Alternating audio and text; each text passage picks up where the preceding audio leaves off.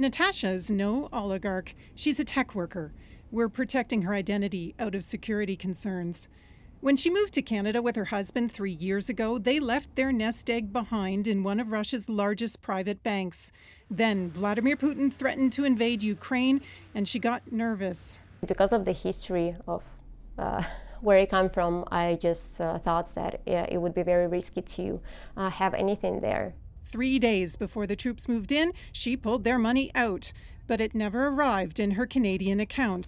Natasha's not on any sanctions list, but Russia's Alpha Bank is, and that's why she thinks her money's been frozen. It's very scary. We can't afford lawyers. And non-Russians are feeling the bite of these sanctions too.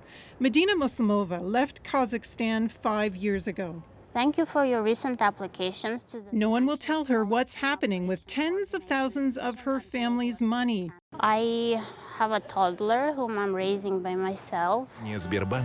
But when her aging parents sold assets to transfer money to Canada, they used a former subsidiary of another sanctioned bank. We just want to understand how long is this going to take.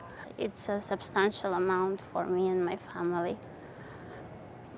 Lawyer John Biscarial says Canada's allies like the US and the UK administer their sanctions more effectively and more fairly. Freezing these personal remittances, that happen to be sent by grandparents to their grandchildren, do not change and will never change the behavior of the Putin regime. Our goal is to really target Putin and his enablers. Maybe so, but now Melanie Joly's office has a backlog, hundreds of exemption requests from those who say they're innocently caught up. We'll work on a case-by-case basis, and we want to make sure that we have a human approach. CBC News has spoken to 4 different people. Each said they're missing tens of thousands of their personal savings, but they're only getting automated messages from Joly's department.